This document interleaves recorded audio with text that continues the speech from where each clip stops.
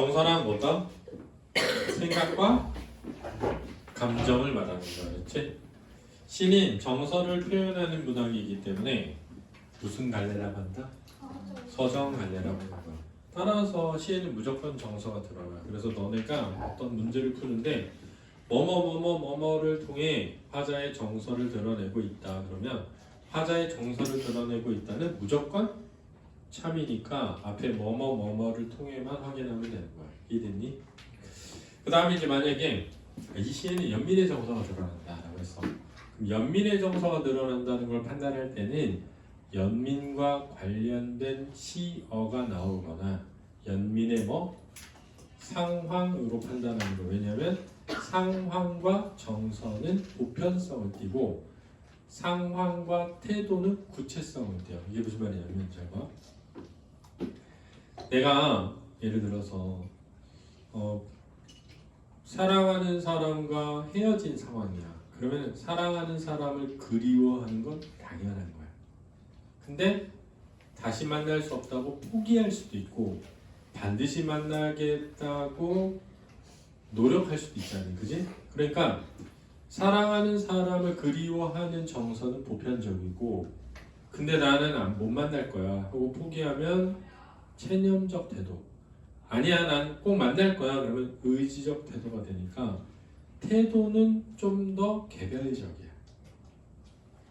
이해됐지? 똑같은 상황에서 다른 태도를 보일 수 있어. 그러니까 시험을 못 봤어. 근데 난 역시 안 되나 봐 이럴 수도 있고 시험을 못 봤어. 다음엔 더 잘 볼 거야 이럴 수도 있고 시험을 못 봤어. 시험이 뭐 그렇게 중요해 이럴 수도 있잖아. 근데 시험을 못 봤어. 그러면 기분이 안 좋지. 그건 보편적이라고. 그래서 시에 우리가 이런 생각을 해. 보편성이 있기 때문에 우리는 시를 이해할 수 있는 거야. 근데 보편성만 있는 건 아니야. 그렇지? 그래서 그걸 잘 생각해둬야 돼. 그래서 이거 중요한 개념입니다. 그래서 이거 꼭 알아두시고요. 그래서 그 밑에 보면 정서와 관련된 말에 이렇게 말하고 있다. 서름의 격도로 부르노라 그랬어요. 서름. 이 감정이거든. 그러니까 이게 정서야. 서러움의 정서지. 단어가 나왔잖아. 부르는 소리는 비껴가지만 하늘과 땅 사이가 너무 넓구나 그랬단 말이야. 자 여기서 뭘 생각해야 되냐면 너무 넓구나는 긍정으로 쓰인 거야, 부정으로 쓰인 거야?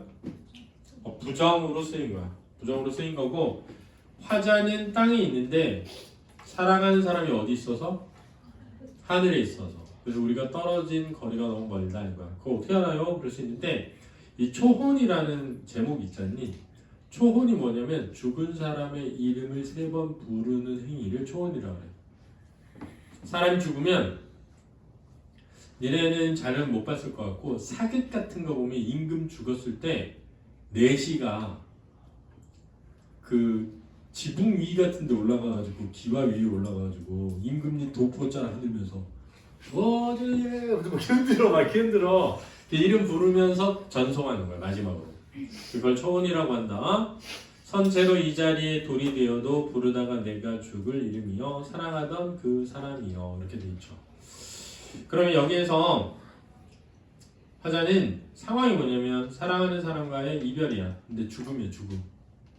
그래서 거기서 정서는 뭐냐면 서러움이죠. 그리움이고. 됐니? 이거 보편성을 띈다.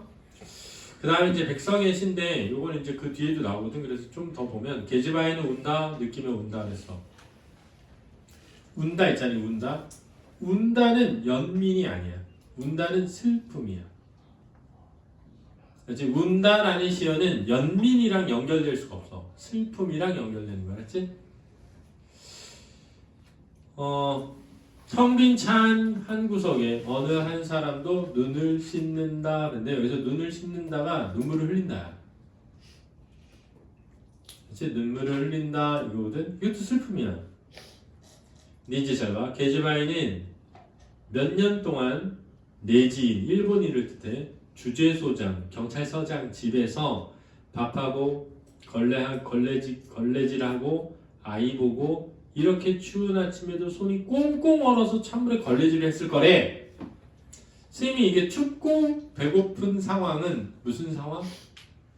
연민의 상황이다 이렇게 얘기했잖니, 그지? 근데 그러면 이 한 사람이 눈을 씻는다의 슬픔은 연민이 될 수 있는 거야.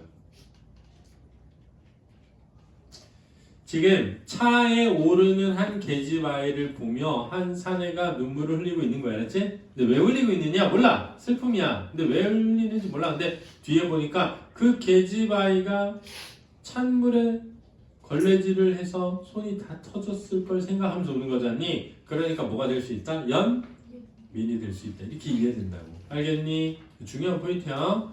자, 밑에 확인하기 문제 3초 만에 풀어봐.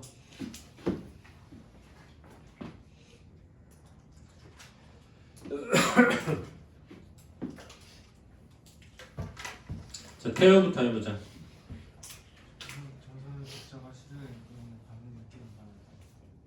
X예요. 정서는 독자가 시를 읽으면서 받는 느낌이 아니라 화자가 상황에서 느끼는 게 정서야. 알았지? 화자가 상황에 대한 반응으로 느끼는 게 정서다. 알았지? 다음.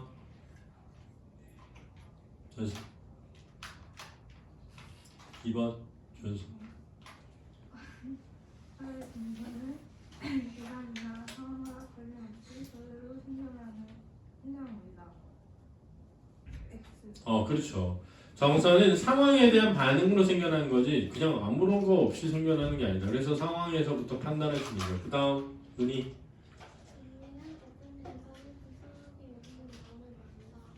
오죠. 그지? 다음 채은이. 연민은 슬퍼하는 것을 말한다. 아니 슬퍼하는 게 연민이 아니라고. 불쌍하게 여기는. 그러니까 슬퍼하는 게 연민에 포함될 수 있어, 그렇지? 슬퍼하는 게 연민은 아니야. 자, 그럼 넘겨서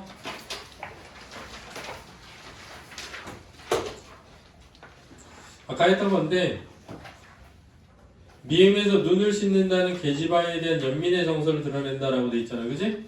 근데 이게 지금 백석의 8원 서행시초라고 하는 건데 8원이라는 거는 돈이 아니고 8원면이라고 하는 지명 이름이야. 그렇죠? 서행시초 할 때 서행은 뭐냐면 서쪽 지역을 여행 다니면서 쓴 시라는 뜻이 알았지? 차디찬 아침인데 묘향산행 승합자동차는 텅하니 비어서 나이 어린 어떤 계집아이 하나가 올라온다. 옛날 이야기 속처럼 짙은 초록색 새 저고리를 입고 손잔등은 닷고랑처럼 몹시도 터졌대.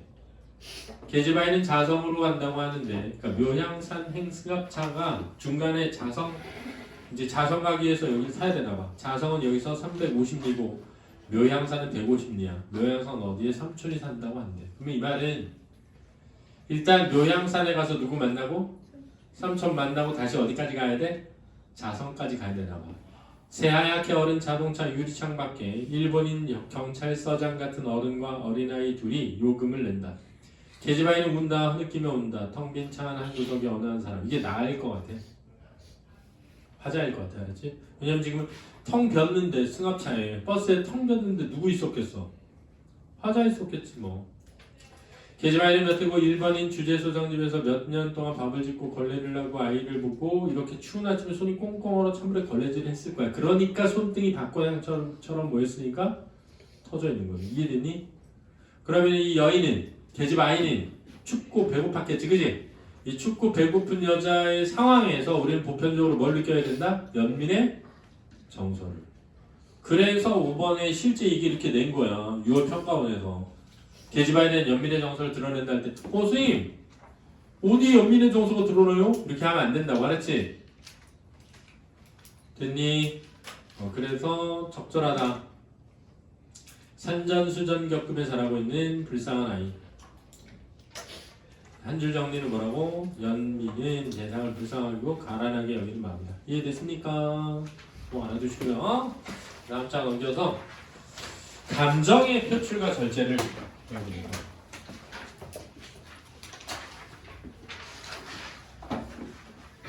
정서에는 생각과 뭐가 있다고? 감정이 있는데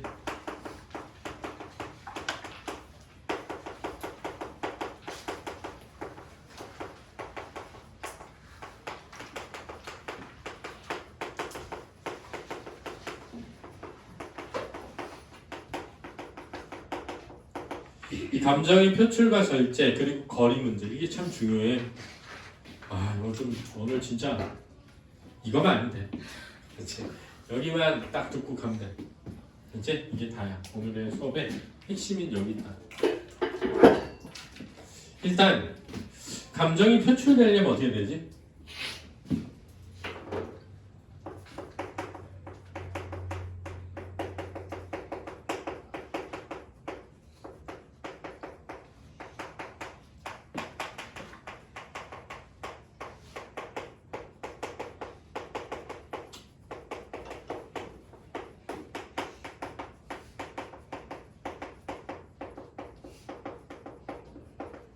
감정과 관련된 시어가 직접 드러나잖아? 그럼 직접적 표출이 돼. 슬프다, 서럽다, 괴롭다 이런 말이 나오면 감정의 표출 이렇게 하면 돼. 그렇지? 또는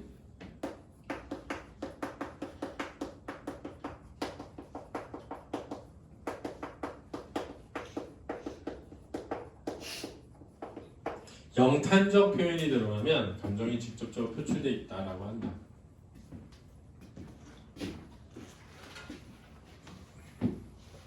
그럼 이제 우리는 영탄적 표현이 뭔지 알아야 되잖아, 그렇지? 영탄적 표현은 한 4가지 정도로 나타나는데 첫 번째는 영탄법. 영탄법이 뭐지? 3가지로 나타나 영탄법은 뭐니? 감탄사, 오 이런 거 있지? 그 다음에 감탄형, 종결함, 뭐뭐로구나 이런 거. 그 다음에 감탄부, 뭐니? 느낌표 이런 사람. 그렇지? 두 번째는 요즘에 서리법이란 말 잘 안 쓰는데 서리적 표현이라고 하거든. 어찌 슬퍼하지 않으랴 그런 식으로. 세 번째는 도노법 뭐뭐여. 네 번째는 명령이나 청유형이 반복되면 영탄적이라고 느끼게 된다. 가라 가라 어서 가라 뭐 이렇게 가자 가자 어서 가자 약간 영탄적이라고 느낀다. 감정이 절제되려면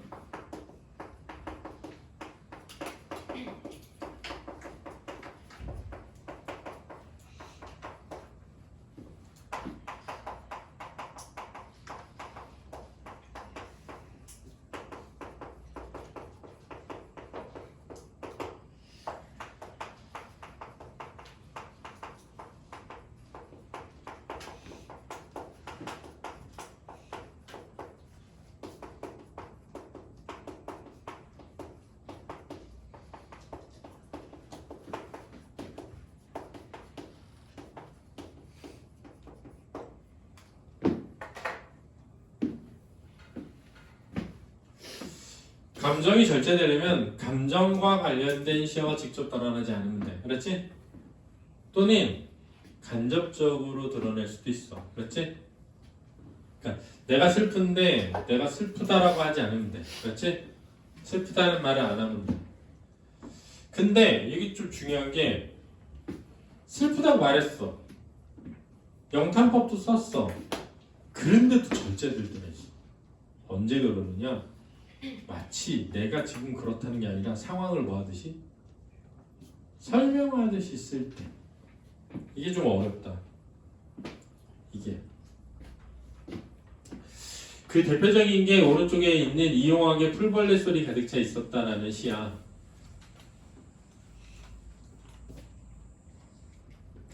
이 시는 지금 이 부분에는 그런 말이 안 나와 있는데 이게 지금 뭐냐면 아버지가 돌아가신 거야. 그렇지? 아빠가. 그래서 이렇게 말했어. 다시는 뜨시지 않는 두 눈에 피우지 못한 꿈이 꽃봉오리는 가라앉아 버렸고 얼음장에 누운 듯 손발은 아버지의 손발은 식어갈 뿐 입술은 심장의 영원한 정지를 가리켰다. 이렇게 돼 있잖아. 지금 이게 뭐라고 아버지가 돌아가신 거거든. 근데 이렇게 말해. 우리는 밑에 이렇게 나와. 우리는 있는 대로의 울음을 다 울었고 이렇게 나와. 그러면 울음은 감정과 관련된 직접적 시여지. 근데 감정이 뭐돼 있다? 절제돼 있다. 왜? 나는 너무나 슬퍼서 눈물이 멈추지 않아서 이렇게 아니라 우리는 울음을 다 울었고 약간 뭐 하듯이? 설명하듯이 상황을 풀벌레 소리가 가득 차 있었다 이렇게 말한단 말이야. 풀벌레의 무슨 소리? 야 설마 풀벌레가 웃겠니? 벌레의 웃음소리야? 어머 벌레 웃음소리가 들려 이러지 않잖아. 벌레의 무슨 소리? 울음소리니까 사실 여기서 풀벌레 소리는 울음소리거든. 울음소리가 뭐였다? 가득 찼다 이런 거거든. 근데 간접적이야. 이해됐어? 자 다시 우리는 있는 대로의 울음을 다 울었고 풀벌레 소리 가득 차 있었다 이렇게 끝나거든? 그러니까 울음이란 단어가 나오는데 감정이 뭐돼 있다?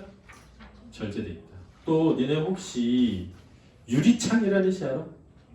유리창이라는 시는 뭐냐면 자식이 죽은 거야. 폐병에 걸려서. 그래서 밤에 혼자 유리창을 막 닦아.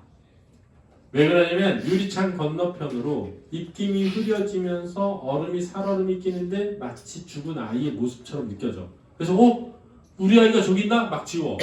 보면 없어. 다시 또 지워. 보면 없어. 그러거든? 근데 그 시 마지막에 이렇게 말해. 영탄적이야.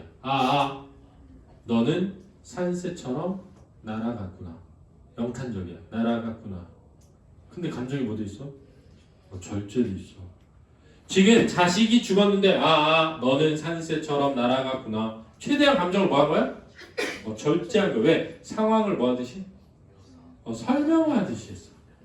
지금 이 상황은 내 감정을 직접 드러낸 게 아니라 상황을 설명하듯이 드러낸 거다. 이해되니? 매우 중요하다. 근데 김소월의 초어는 서름에 겹도록 부르노라니까 서름이라는 직접적 시어가 드러나니까 감정의 표출, 오른쪽에 이용함은 감정의 절제는 되겠다. 18번 문제씩 풀어볼까?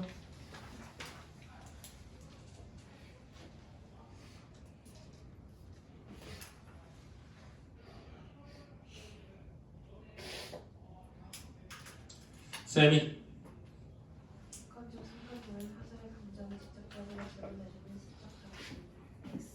X야. 이 객관적 상관물이라는 말은 중요한 개념이야.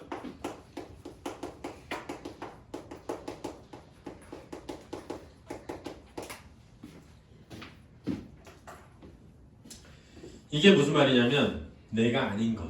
내가 아닌 것. 이게 객관적이라는 거야. 그렇지? 나는 주관적인 거야. 여기 이 책상은 객관적인 거야. 칠판도 객관적인 거야. 왜냐면 내가 아닌 것이니까. 그렇지? 내가 아닌 것. 이 물이라고 하는 건 뭐냐면 소재라는 뜻이야. 소재. 그렇지? 상관이란 뭐냐면 나와 또는 감정과 관련시켰다는 뜻이야.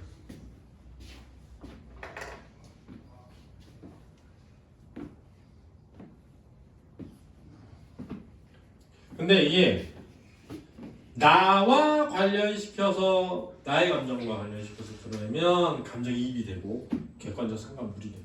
근데 여기서 이제 내가 말한 건 감정이입은 방법이고 객관적 상관물은 그 소재야. 그러니까 내가 슬퍼. 그래서 새가 슬프다고 하잖아. 그러면 자, 내 슬픈 감정을 새에다가 이입한 거지.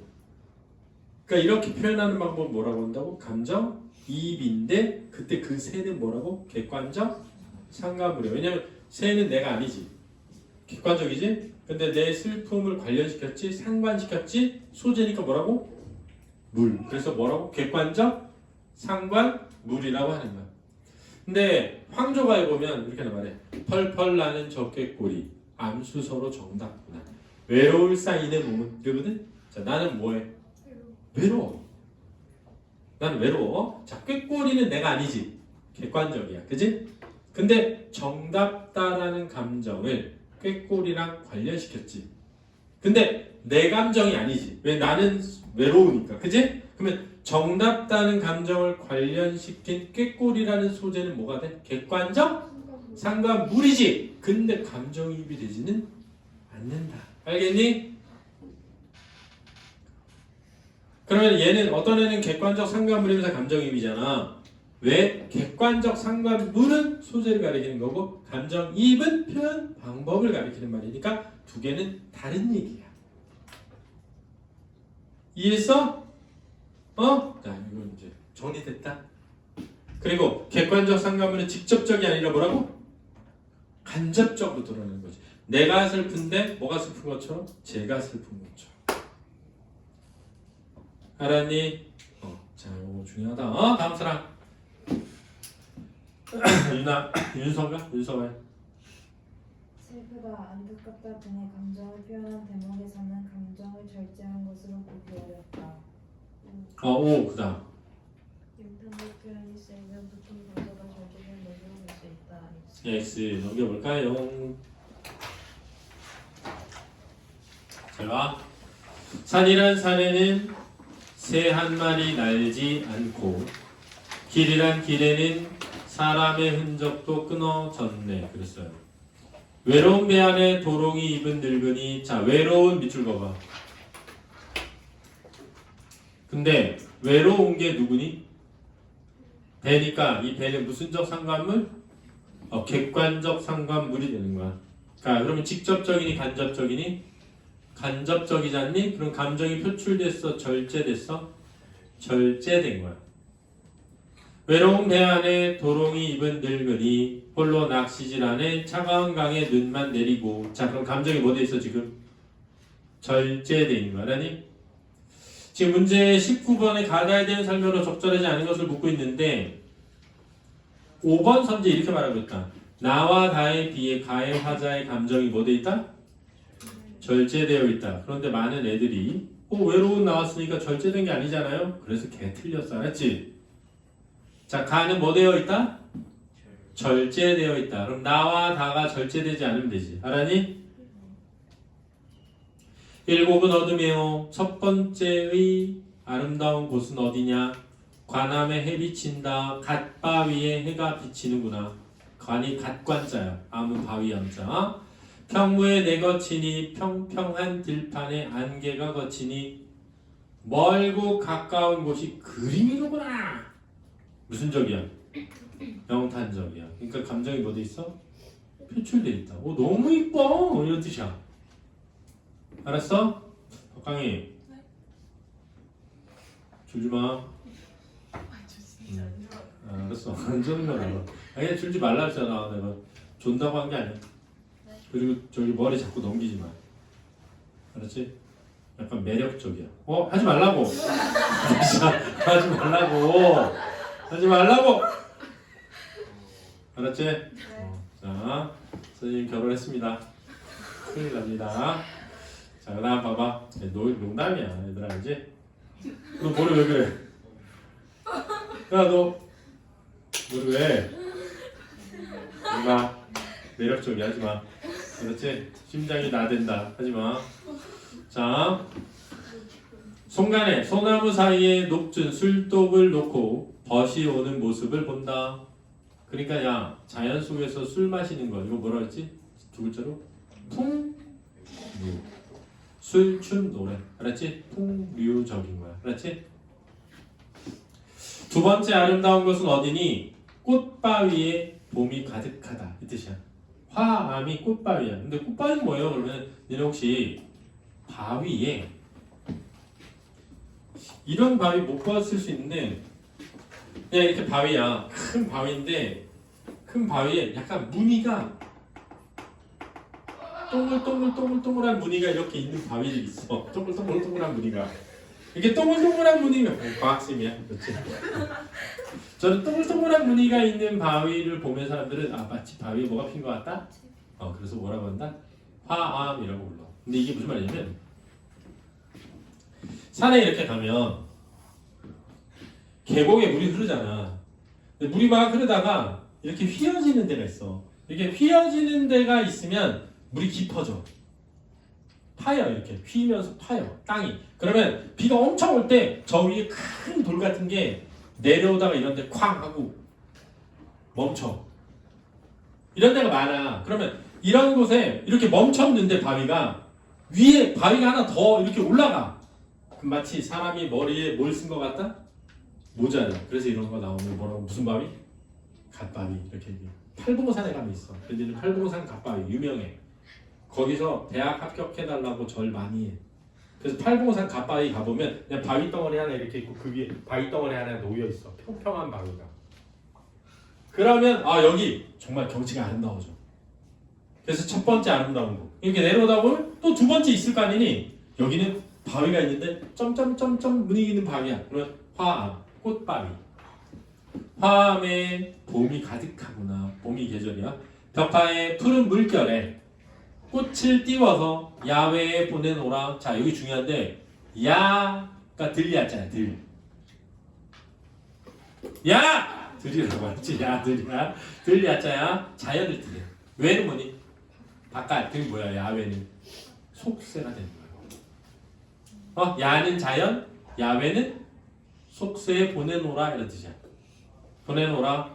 사람이 승질을 모르니 승질이 뭐야? 아름다운 거. 알게 안 들었더니 무슨 법? 서리법. 자, 서리적 표현은 무슨 점? 영단점. 이게 감정이 표출된 거야. 야, 사람들이 이 아름다운 것을 모르니까 알게 하고 싶어. 이런 뜻이야. 세 번째 아름다운 것은 어디니? 취병의 푸른 절벽이라고 그러거든. 푸른 절벽. 잎이 퍼져 있다. 이 뭐냐면 얘네 고창이라는 곳 알아? 고창? 고창 들어봤어? 고창하면 유명한 게 뭐 있니? 고창하면 유명한 게 뭐니? 복분자주. 그 다음에 절이 하나 유명한 절이 있어. 선운사라고. 근데 그 고창의 선운사가 진짜 유명해가지고 선생님 대학교 때 5학년 때 여자친구한테 놀러 가자 그랬지. 2박 3일. 그래가지고 지금도 기억나. 고창 선운사로 여행을 갔어. 근데 내장사 들렸다 선운사 갔거든. 겨울철이었어. 겨울철 될 때였는데 가을에서 겨울 갈 때. 1월 1일이었나? 그래서 선운사에 딱 갔는데 거기서 하룻밤 잤죠. 여관에서. 그 앞에 있는 술집에 그 앞에 있는 음식점에서 장어. 거기 장어 유명하거든. 장어 막 먹고 분자주 막 먹고 거기 그 여관방에서 둘이 잤죠. 그때는 결혼하기 전 사귈 때. 선생님 와이프야. 제 와이프. 그러니까 괜찮아. 그래서 자고 다음날 쨌다고 나왔는데 그 선운사 니네 나중에 혹시라도 선운사 가면 저 앞에 딱 가면 앞에가 이렇게 절벽이야. 앞에가 여기 밑에 강이 흘러 이렇게 앞에가 절벽이거든. 이렇게 올라가면 선운사 있어. 근데 그 절벽에 나무가 벽에 붙어서 자라. 벽에 나무가 딱 붙어서 옆으로 이렇게 자랐어. 되게 커. 되게 멋있어. 그런 걸 보고 취병이라고 해요. 취병, 푸른 절벽. 그러니까 절벽에 나무가 붙어서 자라는 모습이에요. 거기 잎이 퍼져 있는 거야. 그래서 녹수, 푸른 나무에 산새가 하상기음 오르내리며 노래할 때 반송이, 소나무가 바람을 받으니 여름의 경치가 없구나 이런 뜻이거든. 자, 여기서 중요한 거 이거야. 여름의 경치가 없다는 말이 뭐냐? 여름인데 덥지가 않다는 뜻이야. 시원하다는 뜻이야. 그렇지? 이게 중요하다. 이 해석이 어려워. 여름경이 없어라. 무슨 뜻이냐? 여름의 경치가 없구나 이런 뜻이야. 여름의 경치가 없다는 게 무슨 말이냐?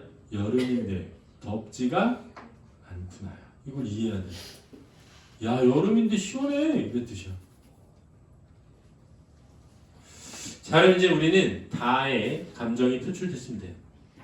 재미는 물을 차고 기러기는 물이 지어서 거지중천에 거지중천. 중천은 하늘 가운데.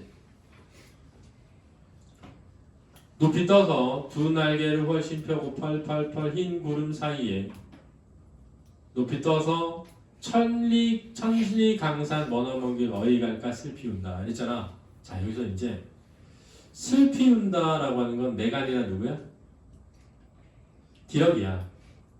그러니까 직접적이야, 간접적이야?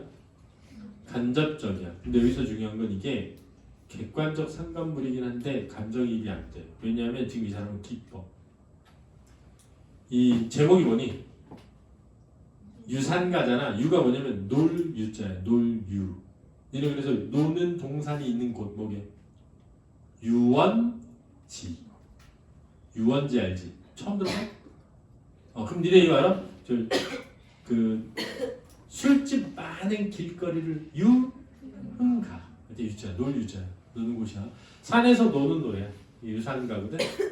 그래서 사실은 기러기가 슬피 운다는 건 그냥 상식, 그러니까 관습적 표현이야. 이 사람이 슬퍼서 그런 게 아니야. 원산은 첩첩, 멀리 산은 첩첩 쌓여 있고, 태산은 주춤, 큰 산은 주춤 서 있고, 기이한 바위는 층층 쌓여 있고, 큰 소나무는 축축 처지고, 낙낙은 축축 처지고, 떨어질 낙이거든. 왜 소나무가 크기가 커지면은 가지가 밑으로 자라. 위로 안 자라고. 그래서 왜 소나무 그릴 때 보면 이렇게 그릴 때 이렇게 그려. 이렇게 그리거든. 소나무 그릴 때 축축 쳐져 밑으로 진짜로. 그래서 낙낙장송이라는 그걸. A그룹으로서 광풍이 흥겨워 우줄우줄 춤을 춘다 그러네요. 칭암절벽 위에 폭포수는 칼칼 쏟아지고 수정 염을 들이운 듯. 염은 발이야 발. 발이 뭐예요? 커튼 말고 왜 블라인드 같은 거. 그렇지? 블라인드. 이 골짜기 물이 주르륵 저 골짜기 물이 쌀쌀 열의 열 골짜기 물이 한데 합쳐져서 하늘로 땅으로 소크라지고 펑퍼지고 넌출진다는 게 축축 늘어지고 방울 져서 저 건너 병풍 같은 바위로 우르릉 콸콸 흐르는 물결이 은구슬처럼 흩어지니 소부와 허유가 묻고 답하던 기산영수가 여기 안이 있냐? 무슨 법? 서리법. 서리법 무슨 적? 영탄적. 영탄적 뭐 감정의 표? 실. 그러니까 이게 엄청 어렵겠지 애들이. 뭐 감정이 어디 있어요? 이럴 수도 있잖아.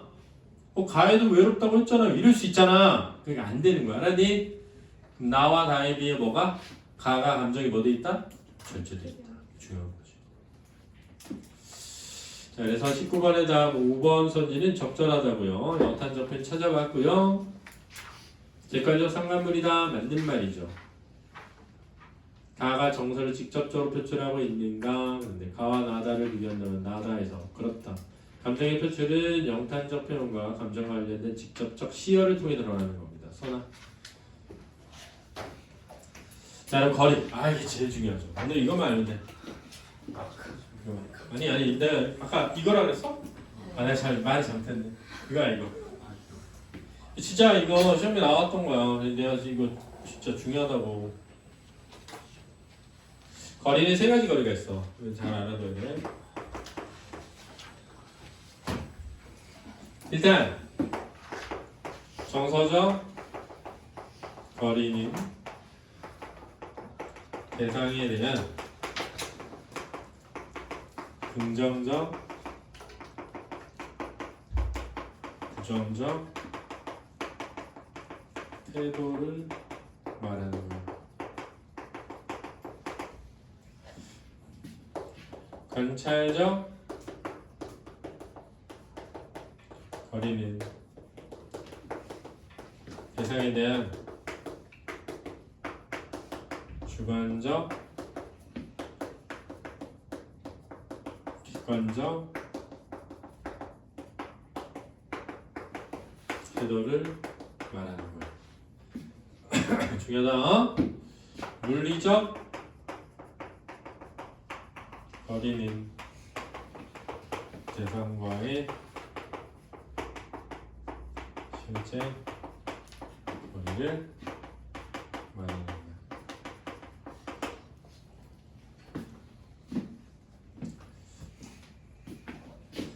그럼 이제 선생님 설명 그 밑에 있는 데다가 정서적,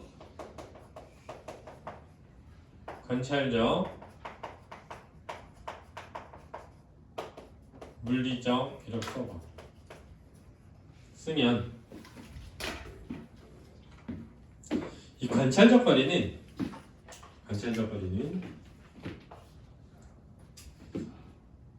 보통 시험에 나올 때 한 걸음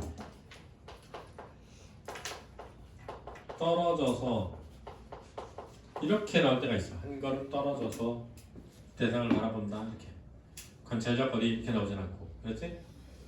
그 다음에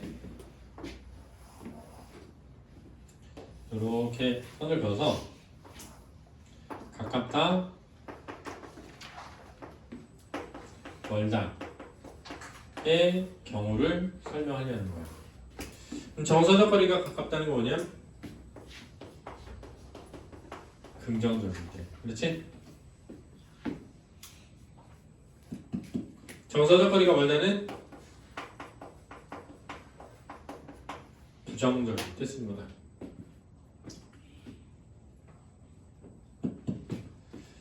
관찰적 거리가 가깝다는 주관적일 때인데, 그 주관적이 뭐예요? 자, 여기서 중요해. 감정이 뭐 될 때? 표출될 때. 그렇지? 그럼 관찰적 거리가 멀다는 뭐냐? 객관적일 텐데, 객관적이란 뭐지?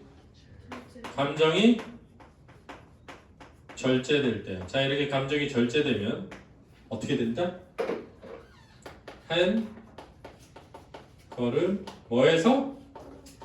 떨어져서 대상을 바라본다. 이렇게 되는 거야. 이게 시험에 나오는 거야. 자, 물리적 거리가 가깝다고 할 때는 크기가 작을 때. 물리적 거리가 멀다는 건 크기가 뭐 할 때? 클 때.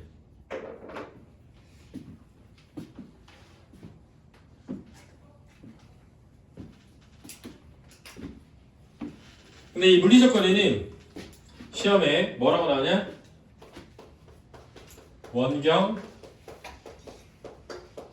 근경으로 나오는 거야. 그렇지?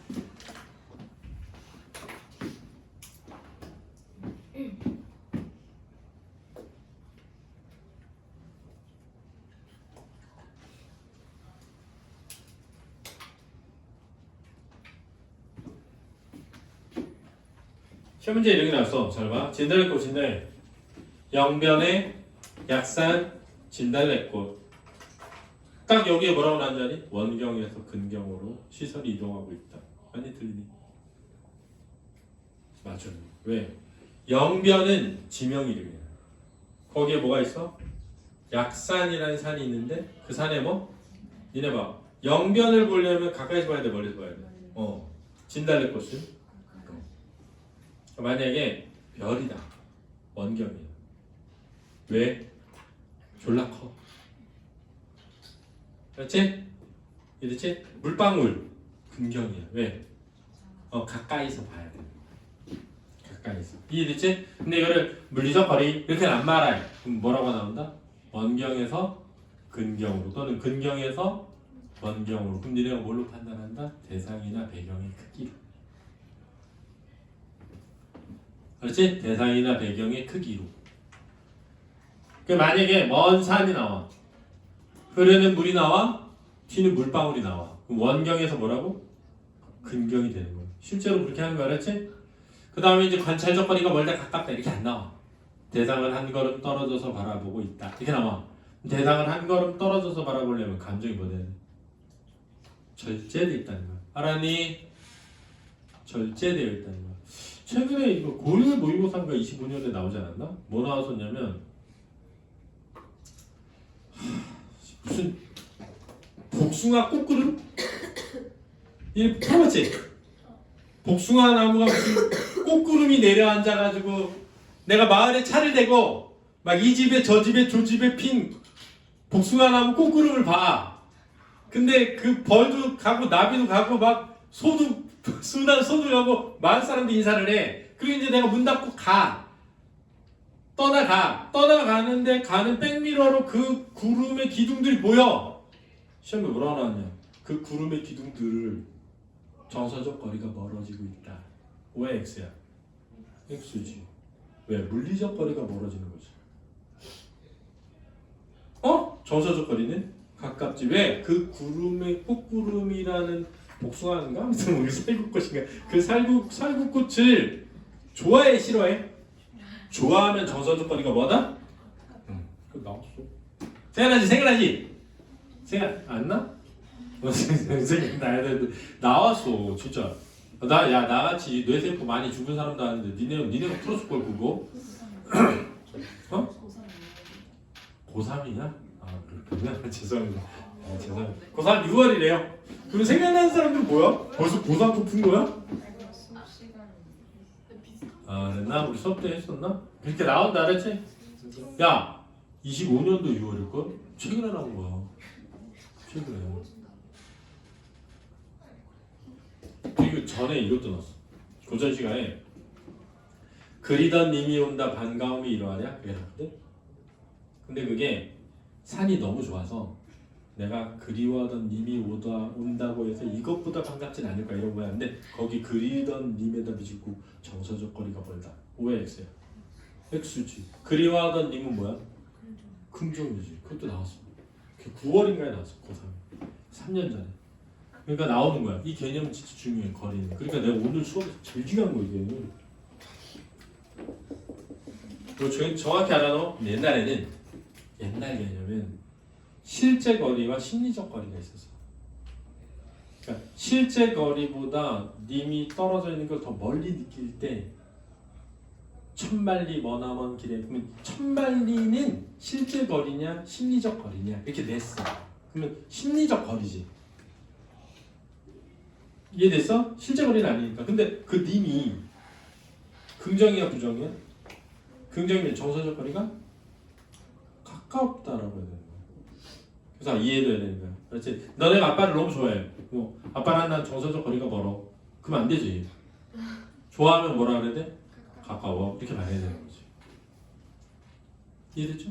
자, 그래서 그 밑에 설명 사례에 돼 있는데요. 기침을 하자 젊은 시인이여 기침을 하자 눈을 바라보며 밤새도록 고인 가슴에 가래라도 마음껏 뱉자. 그래서 가래 정서적 거리가 뭐다? 가래 정서적 거리가 뭐다고? 멀다. 알지? 니네 잘 보여주면 이제 눈 있지 눈은 정서적 거리가 가깝다. 왜냐면 이 사람은 순수하고 깨끗하게 살고 싶어. 그래서 몸속에 있는 가래를 뭐하자? 뱉어내자. 가래는 뭐하는 거야? 더러운 거야. 니네 김수영 씨 알아? 김수영 씨? 김수영 씨 모르는 사람들 나중에 혹시 창동역 가게 되면 창동역 거기 내려가다 보면 거기 김수영 시인 뭐 생가터가 있는 동네 그렇게 막 붙어 있어. 근데 이 김수영 씨는 진짜 그 이승만 정권 때 독재 정권 때 이승만에 저항하던 시인 중에 한 명이야. 눈이 막 내린 거야. 근데 눈이 내렸는데 시작이 이래. 눈은 살아있다. 눈이 살아있어? 우리는 눈은 살아있는 게 아니라고 생각하는데 이 시는 눈은 살아있다. 그래. 그럼 이제 보통은 눈이 막 날아다니니까 살아있는 걸 생각할 수 있잖아. 떨어진 눈은 살아있다. 이렇게 돼. 날아다니는 게 아니라 마당 위에 떨어진 눈은 살아있다. 이렇게 반복되면서 심화되거든. 근데 왜 눈이 살아있다라고 하냐면 마당 위에 떨어져 있는 하얀 눈을 보고 이 시인이 뭘 느끼냐면 나는 저렇게 깨끗하게 살고 있나?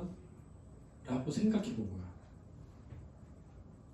그래서 거기서 젊은 시인이요. 그게 자기거든. 기침을 하자. 이게 뭐냐면 가래를 뱉자. 이건 뭐냐면 나는 저 눈처럼 깨끗하게 살고 있나를 생각하며 더러운 나의 어떤 내면을 뱉어버리려고 하니까 나에게 이렇게 행동을 변화하게 하는 저 눈은 뭐한 것이다? 살아있는 것이다. 그 플로리디의 정보 철학 알지? 비문학쯤은 하지 않았나? 그치? 플로리디의 정보 철학이네. 주체이면서 대답. 그렇지, 정보를 주잖아. 그러니까 그 눈이 나의 행동의 변화를 가져오는 거지. 그래서 눈이 살아있다고 하는 거야. 그래서 눈은 긍정, 가래는 부정. 근데 기침은 부정으로 볼 수 있어. 왜냐면 기침을 한다는 건 뭐가 있다는 거야? 근데 기침을 함으로써 뭘 뱉어내? 그러니까 긍정일 수도 있는 거야. 그렇지? 그 다음 빙자옥질이여 그랬거든. 얼음 같은 잣대, 옷 같은 품성이야. 눈 속에 너로구나. 이 매화거든. 너가 매화야. 가만히 향기를 놓아. 이 매화 향기를 뭐라 하는데 스승이? 암향이라 그랬지. 황혼의 달을 기다리니. 왜? 매화는 향기가 밤에 나니까 매화를 즐기려면 뭐가 떠야 돼? 달이 떠야 돼. 요즘처럼 가로등이 없는 때라도 아무나 아치고전은 너뿐인가 하노라. 우아한 풍치 고상한 절개. 이게 아치고전이야. 우아한 풍치 고상한 절개. 개인적으로 선생님 이상형은 이런 사람이거든. 약간 우아하고 고상한. 약간 선생님이 대학교 시험 보러 갔는데 우리는 원서를 먼저 쓰고 그 시험을 봤어. 너네는 지금 시험을 본 다음에 그 결과로 원서를 쓰잖아. 우리는 원서를 먼저 써야 돼. 그리고 시험 보는 거야. 그래서 이제 선생님은 알다시피 목표는 서울대 국어교육과였는데 한참 점수가 모자라가지고 동국대 국어교육과를 가게 됐단 말이에요. 고려대 국어교육과 합격서는 나왔는데 동국대 쓰면은 장학금 받는 데서 쓴 거야. 근데 시험 보러 갔어. 근데 나는 자신만만했지. 동국대는 뭐 껌이지 이렇게 생겼단 말이야. 근데 동국대 내에서도 되게 높은 과이긴 했어. 그 당시에 동국대가 그 당시에 경찰행정학과랑 국어교육과 국문과가 제일 높았어. 근데 이제 거기 가가지고 시험 보러 딱 들어갔는데 거기 온 애들은 다 같은 과 쓴 애들이야. 거기 시험 보는 애가 다 똑같은 과 쓴 애들이 모여서 시험 보는 거야. 그러니까 컴닝이란 없어. 그렇지? 컴닝이란 없다. 그렇지? 경쟁자야 다. 걔네 뭐 나는 붙었으니까. 너랑 이렇게 딱 어떤 인간들이 왔나, 이 중에 누가 같이 학교 생활을 할래나, 이렇게 나는 거기 미리 붙었으니까. 그래서 이게 딱 앉아서 보고 있는데 어떤 여자가 딱 들어오는데 와, 일단 우리 때는 모자에 털이 달려있기가 어려워. 근데 모자에 털이 있어. 겨울에 시험 보잖아. 모자에 털이 있어. 근데 패딩이 근데 하얀색. 우리 때는 하얀색을 못 입어. 왜냐면 때 타잖아. 빨래를 자주 할 수가 없어. 하얀색 머리털 패딩 같은 걸 입었는데 모자가 이렇게 있는데 모자에 털이 사사사사사사 달려있는 거야. 와 빙자 옥질이다. 어른 같은 자태, 옷 같은 품성. 눈 속에 너로구나. 딱 찍어가지고 선생님이 바로 너는 이제 내가 바로 사귄다. 일단 생각하고 시험 보고 합격자 발표 보러 갔는데 합격했죠. 선생님은 크리스마스 이브 때 갔거든. 크리스마스 이브 때 합격자 발표 우리 형이랑 같이 보러 갔어. 근데 이렇게 벽에 붙여 큰 대자보에 한문으로 써 있어. 이름이 붓글씨로 써있어. 붓글씨로 그 당시에. 근데 막 이렇게 막 번호랑 근데 막 나 보는데 없어.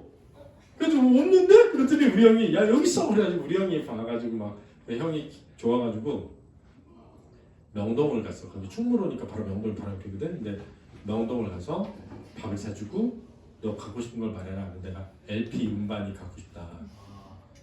그 플라시도 도밍고라는 테너 가수의 음반을 사고 싶다. 그랬더니 우리 형이 너 들을 것도 없잖아. 그런 거야. 이제 내가 대학생이니까 내가 알바해서 사면 되지. 그래가지고 형이 LP판을 사줬다. 그래서 그 LP판이 지금도 있어. 근데 그 LP판 딱 꺼내서 뒤에 보면 90년 12월 며칠 대학 합격을 축하며 형이 사준 이렇게 써있어. 지금도 써있어. 그래 내가 이걸 왜 아냐면 이번 크리스마스 이브 날 갑자기 대학 합격 때 얘기하다가 생각이 나서 막 내가 노선호 선생님한테 얘기했거든. 근데 노선호 선생님이 그러냐 그러다가 진짜요? 그래 내가 가서 보여줬어. 꺼내서 써있는 거야. 이게 진짜로. 그래서 그 사진 찍어가지고 우리 형한테도 보여줬어. 새벽 3시 반에. 우리 형이 야 이걸 아직도 가지고 있는 거 너무 고마운데 새벽 3시 반에 문자 보내는 건 아니지 않냐? 그렇게 그러더라고. 근데 그랬는데 대학을 딱 갔는데 없어. 걔가 없어. 떨어진 거지. 그래가지고 좀 아쉽다 이러고 있었단 말이야. 근데 여기서 끝내지 않아. 근데 내가 풍물패 들었어. 풍물패. 풍물 치니까 막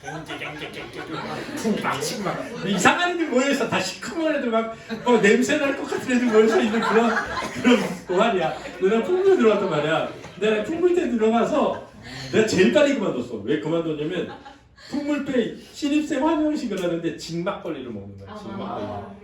그 징에다가 막걸리를 부은 다음에 한 명씩 돌아가면서 마시는 건데 거기다 애정 표현한다고 치고 막 여기다 머리 감고 막 침 뱉고 막 콧물 풀고 이런 걸 먹는 거야. 양말 집어넣어서 빨고 이런 걸 먹는 거야. 근데 내가 하필이면 맨 마지막에 있었어. 그래 막 한 명씩 하니까 점점 더러워져. 막 깍두기 국물 뚝뚝 떠다니고 막 계속 이렇게 해서 내가 앞에 딱 왔는데 내가 원샷을 해야 돼. 와. 너무 재밌다. 먹는데 진짜 꾹착 먹는데 마지막에 가래가 넘어온 거야. 네. 아.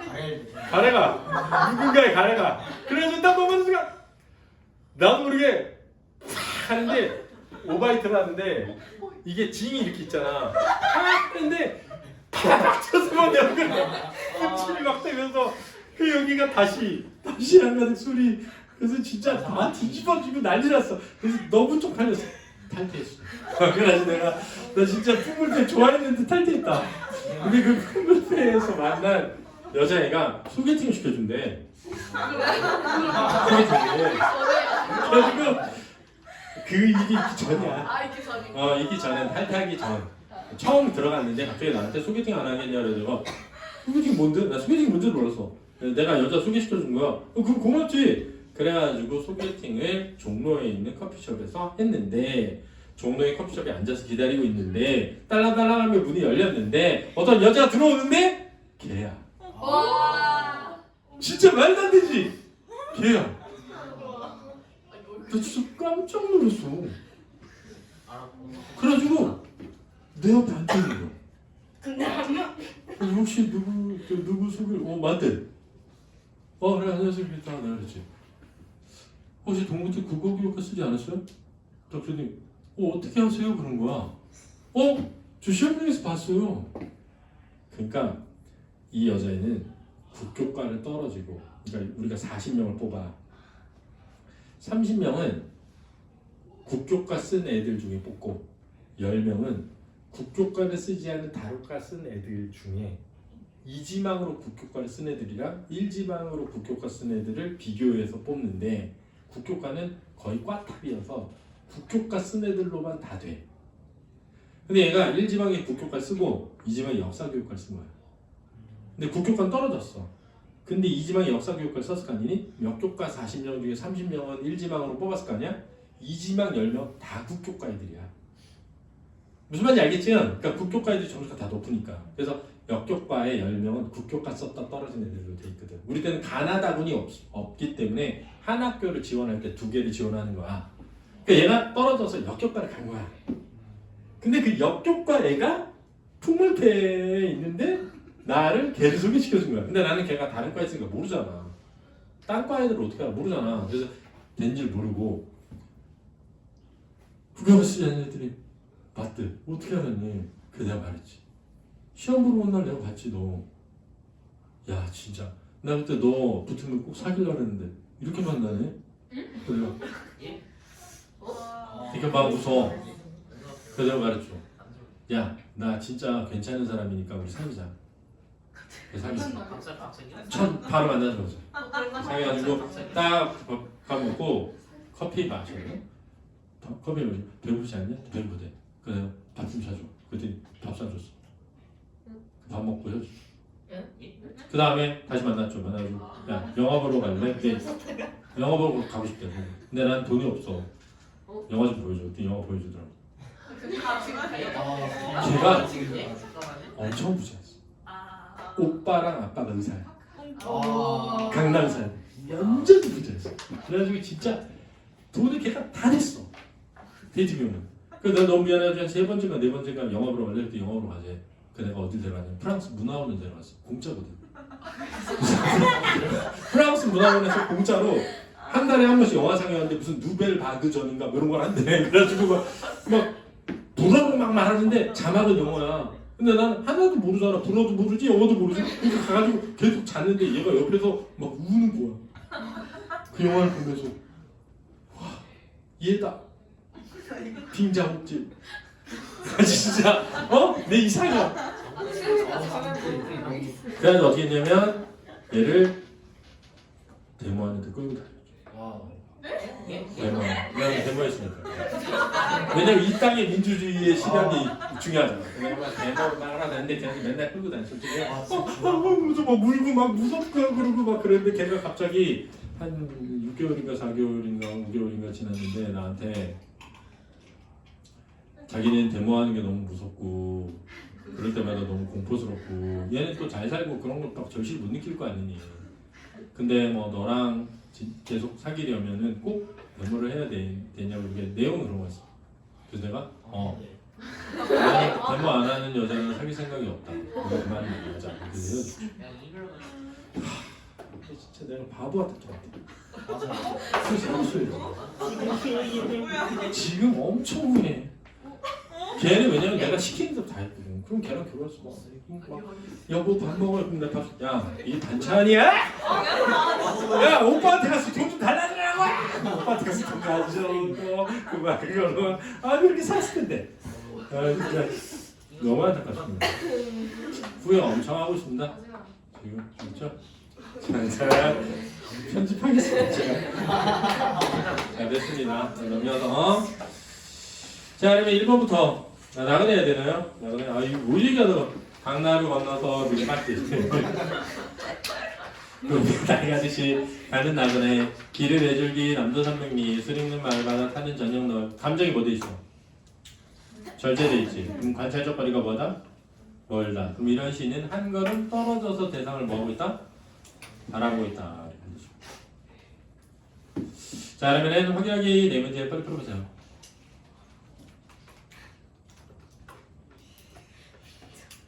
윤서는 했고 윤아도 했나? 뒤에는 했어 연서는? 연서부터 해봐. 이달달력 거리가 멀다는 것은 화자가 대상에 대해 취하고 있음을 의미한다. 5죠. 그 다음 화자가 대상의 정서적 거리가 멀다는 것은 대상의 의미를 지니고 있음을 의미한다. X. 그 다음 정서적 거리와 감정적 거리는 비례형도 있다. 상관이 없어. 그 다음 클수록 멀다. 꼭 알아주시고요. 넘겨볼까요?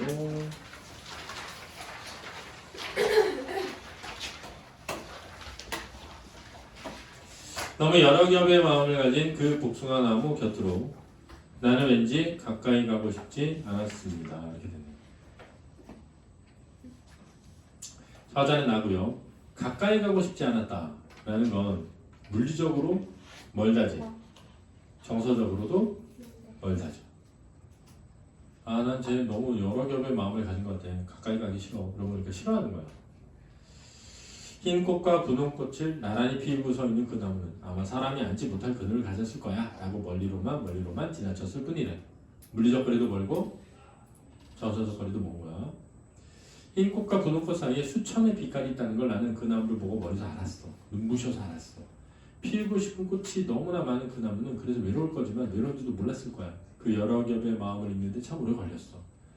흩어진 꽃잎이 어디 먼데 닿을 무렵 아마 이제 꽃이 지고 있을 때겠지. 조금 심심한 얼굴하고는 그 복숭아나무 그늘에서 가만히 들었습니다. 저녁에 오는 소리를. 그러면 그 복숭아나무 그늘에서니까 물리적 거리가 뭐여진 거야? 가까워진 거지. 정서적 거리는 가까워진 거야. 그렇지? 왜? 그 나무를 이해하게 된 거야. 됐니? 그래서 이게 시는 그런 거야. 약간 우리가 한 번에 보고 너무 편견을 가지고 대상을 부정적으로 바라보다가 먼 곳에서 깨닫게 된 거지. 그렇지 않다는 거. 그래서 긍정적인 태도를 가지게 된 과정을 드러내는 거지. 근데 나 이 시 볼 때마다 생각나는 거 뭐냐면 이 얘기를 길어질 수 있는데 좀 짧게 얘기하면 선생님 대학 다닐 때 인기 많은 여학생이 있었는데 애들이 되게 좋아해. 그러니까 나는 저런 여자는 성질이 들어올 거야 하면서 멀리 지나쳤고 멀리. 근데 그 생각이 나. 근데 걔가 인기가 많으니까 이에 저애랑 밥 많이 먹고 그랬을 거 아니야. 근데 점점 뒤에서 이상한 얘기가 들리는 거야. 걔에 대한 뒷담화들이. 그러면서 점점 걔가 외로워지더라고. 그래서 내가 다가갔죠. 그래서 그 생각이 나. 이 시 보면은 약간 우리가 멀리서 보고 인기 많은 애들 보면 되게 싫다고 느낄 때 있잖아. 약간 저런 애들은 되게 별로일 거야 이렇게 생각하는 거. 그게 생각이 많이 나. 근데 실제로는 그렇진 않죠. 그런 건 아니니까. 근데 여기 보면 1번에 A는 대상에 대한 태도가 드러나며 시장이 촉발되는 부분이래. 맞지? 그중 너무도 여러 기업의 마음은 화자가 대상에 대해 거리감을 가지게 된 이유를 나타낸다. 맞니? 네. 맞아. 그래서 거리감은 뭐겠니? 정서적 거리죠. 이해됐니? 이해됐죠? 그래서 1번은 적절하다가 되는 겁니다. 그래서 1번은 적절하다. 부정적으로 바라보고요. 긍정적이면 거리감이 있다. 틀린 말. 화자 대상 간의 정서적 거리가 멀다는 것은 뭐다? 부정적 인식을 가진 대상일 때. 됐니? 자, 그러면 3번으로 가보자. 중요한 건